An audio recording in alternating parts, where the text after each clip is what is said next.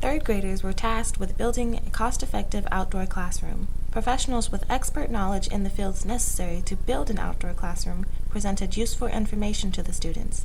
The students were allowed the opportunity to interact with experts in their community through a face-to-face conference.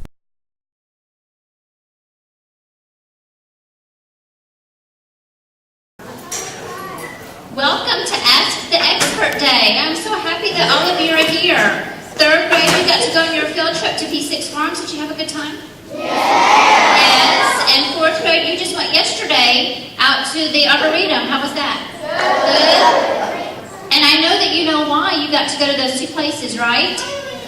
Yes, I challenged third grade a few weeks ago to help me build an outdoor classroom. And you've got specific spaces around the school grounds to help decorate and make it more of a pleasant place to be, and also to have a classroom outdoors, correct? Remember that? Yes, in fourth grade, your teachers challenged you on Friday before you went on your field trip yesterday. You'll be doing the same thing. So you're just starting into your new project-based learning initiative. Yesterday was really your first day. Third grade, you've kind of been doing it. Today, you're going to learn more about the different types of materials that you can use when you're getting ready to build your outdoor classroom. And you're also going to meet some experts in their areas. Our very first presenter that we have today is Mr. Dan Phillips.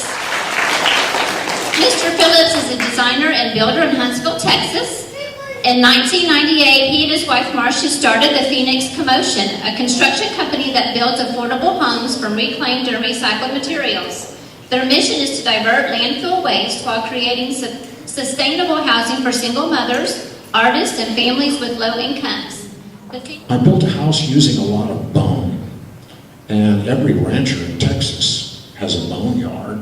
When a cow dies, he didn't want the cow to die, but when a cow does die, he takes it to the back pasture, and 5 years later there's a pile of bone.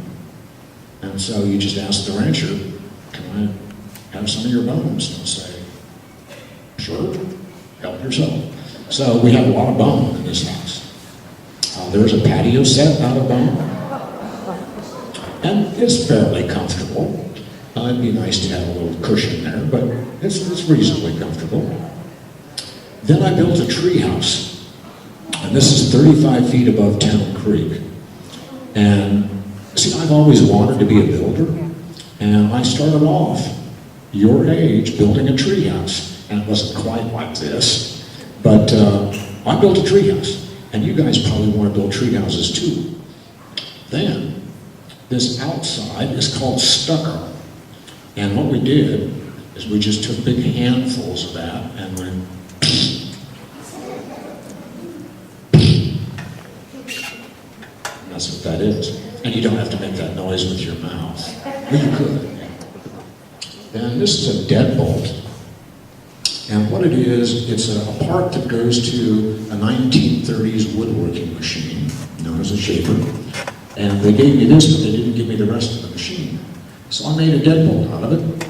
And you turn this dial here and then put that lever down, and this ram comes in front of the door, and that'll keep wild bulls out of your house. In fact, we've had no problems with wild bulls getting into the house.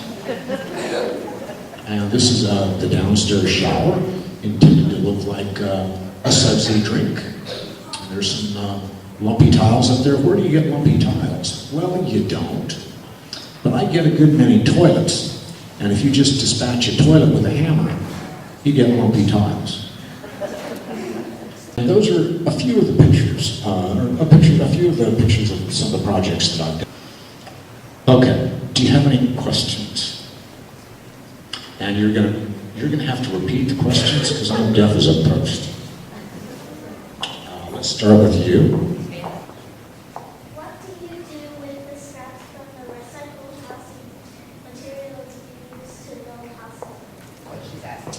Okay, the question is, what do I do with the stuff that's left over from my building projects? That's a very good question. So I try to use everything that I can in these houses. Sometimes I mount the scrap on the back of the fence. Sometimes I, too, have to take it to the landfill. But when I take something to the landfill, it really needed to go to the landfill. Yes, ma'am?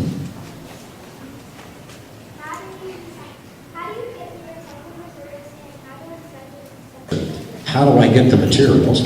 I put the word out to them, and especially wholesalers. They deal in large quantities of materials, and sometimes they have some extra stuff, so they put it in the back of the warehouse. Well, before long, they're running out of warehouse room. We've got to get rid of this because we're running out of warehouse room. Let's send it to Dan. So they send it to me by the 18-wheeler load.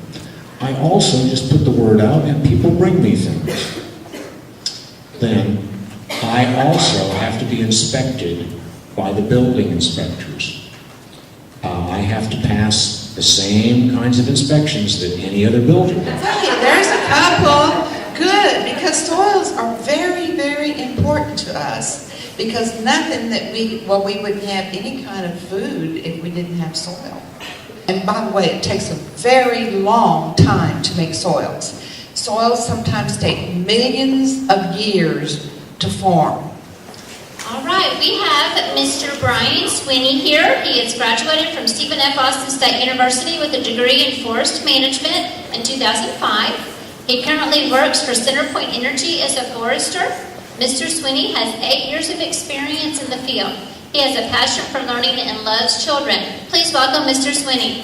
Here, and I want to talk about some of the trees that you find in Montgomery County, and ones that you'll find out in nature right now. You go to Arboretum, you'll find a lot of trees that don't necessarily maybe exist here in the area, but they still bring them over to this area and plant them. The pine trees. Now, when everybody sees a pine tree, most people just see it as that. But there's actually 4 different species of pine trees found naturally.